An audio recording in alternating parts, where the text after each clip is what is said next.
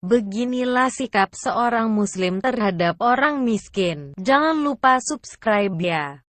Dengarkan sampai selesai. Lo perlu dengarkan kembali sampai hati Anda tersentuh untuk tidak berbuat dosa dan menentang azab dari Allah SWT, karena sesungguhnya Allah SWT dan Rasul para utusannya sangat menyayangi kita. Dengan menyebut nama Allah yang Maha Pemurah lagi Maha Penyayang. Segala puji bagi Allah, Tuhan semesta alam. Maha Pemurah lagi Maha Penyayang. Yang menguasai di hari pembalasan. Hanya Engkaulah yang kami sembah, dan hanya kepada Engkaulah kami meminta pertolongan.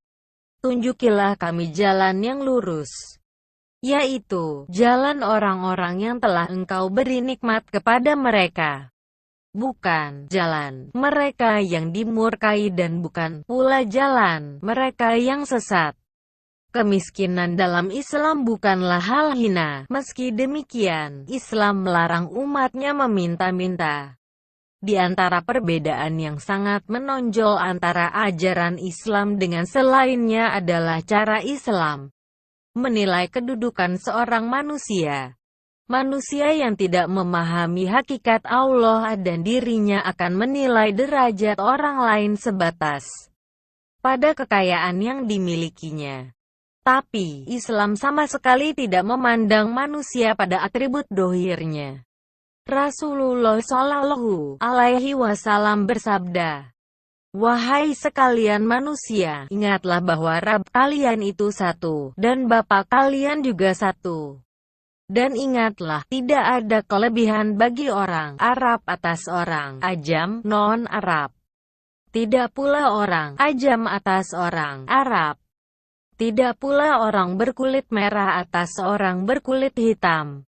Dan tidak pula orang berkulit hitam di atas orang berkulit merah, kecuali atas dasar ketakwaan.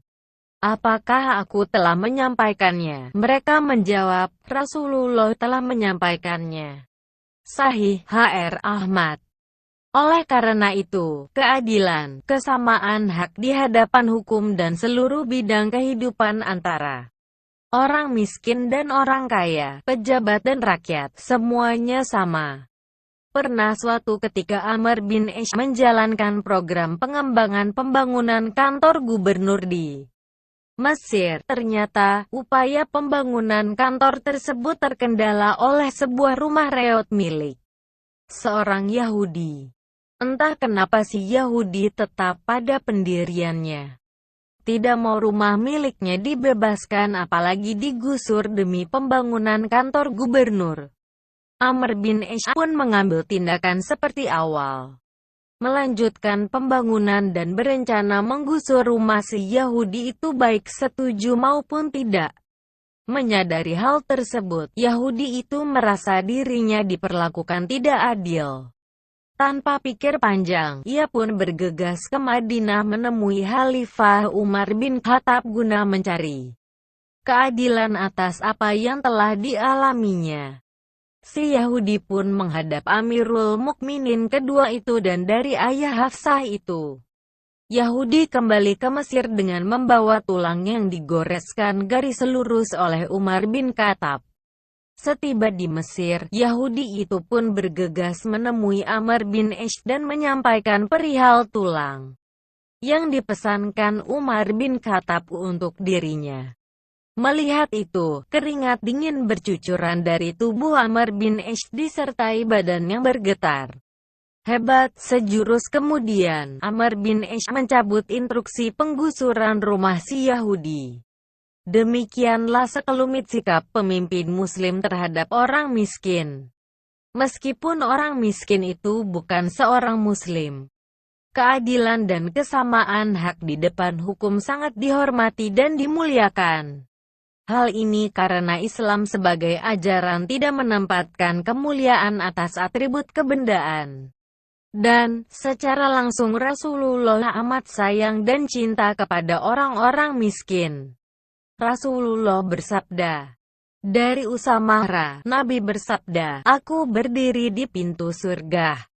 Sedangkan yang aku lihat masuk ke dalamnya kebanyakan orang-orang miskin. Sedangkan orang-orang kaya itu masih tertahan oleh perhitungan kekayaannya. Orang-orang yang ahli neraka telah diperintah masuk neraka dan berdiri di pintu neraka. Ternyata kebanyakan yang masuk ke dalamnya adalah perempuan. Muttafaq alaih. Hadits ini menceritakan bagaimana kelak keadaan orang-orang miskin yang taat kepada Allah, di mana mereka mendapat kesempatan lebih awal masuk surga dibanding orang-orang kaya karena ringannya hisab yang mereka alami. Sedangkan orang-orang kaya tertahan lebih lama karena panjangnya hisab kekayaan yang mereka peroleh dan kemana dibelanjakan. Jadi, mengapa kita mesti memandang orang miskin dengan kehinaan? Sedang jika ia taat kepada Allah dan Rasul-Nya, kelak mereka akan lebih awal masuk surga. Selain itu, penting juga dicatat, hadits ini tidak berarti menjadi rekomendasi bahwa umat Islam harus hidup miskin. Jelas ini bukan perintah yang demikian, sebab dalam Islam ada perintah zakat dan sedekah. Artinya, memiliki harta adalah kesempatan mempercepat diri mendapat ridhonya yang secara sosial juga menciptakan keharmonisan kehidupan kemasyarakatan.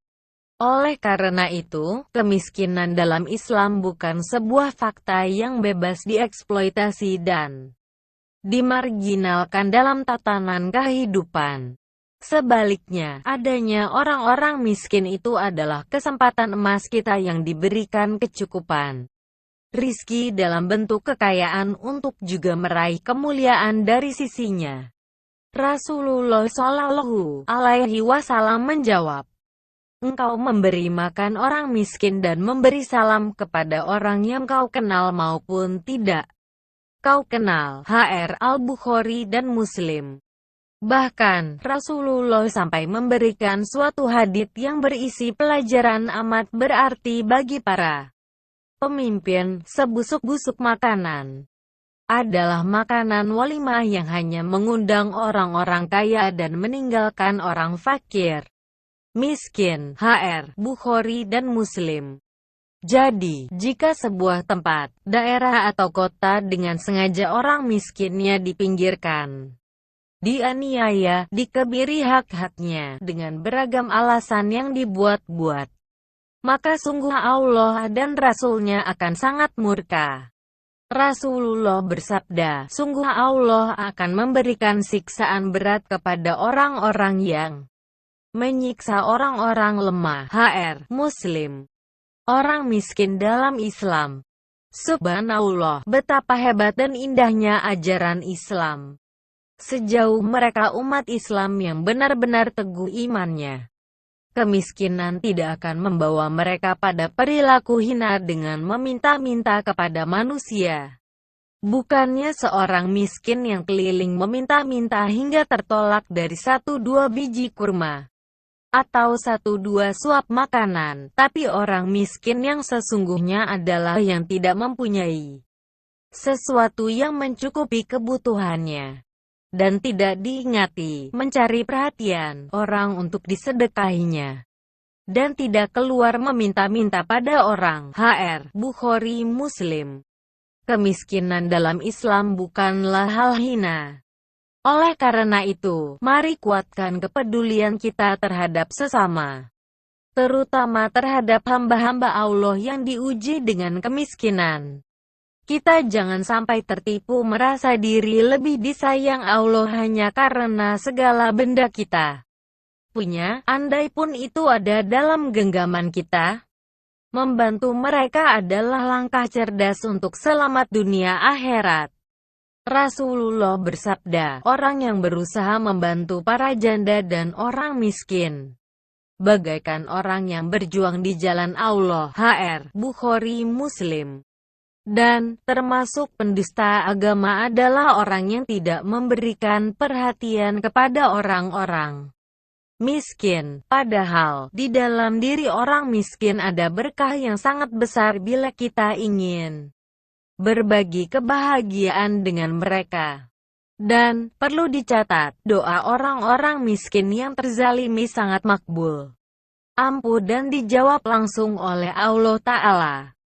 Tahukah kamu, orang yang mendustakan agama, itulah orang yang menghardik anak yatim, dan tidak menganjurkan memberi makan orang miskin. Quran Surat Al-Maun ayat 1-3.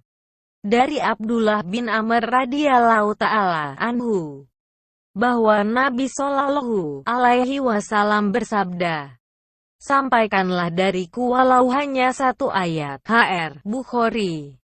Ya Allah, berikanlah manfaat atas ilmu yang Engkau ajarkan kepada kami serta ajarkanlah kepada kami ilmu yang bermanfaat. Dan mohon tambahkanlah ilmu kepada kami. Berikanlah kemudahan untuk mengamalkannya. Semoga Allah menambahkan taufik dan kebenaran pada kami dan Anda.